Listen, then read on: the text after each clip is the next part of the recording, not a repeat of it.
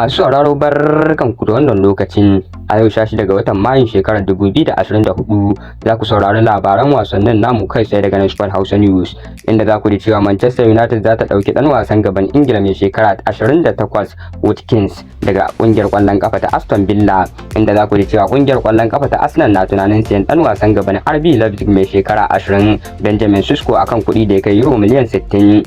A nan kuma za ku ji cewa ɗan wasan Masar da Liverpool mai shekara 31 Muhammad Salah da mai tsaron raga na Brazil Alisson Baka mai shekara 31 suna cikin manyan 'yan wasan da kungiyoyin gasar Saudi Pro League ke zawarci.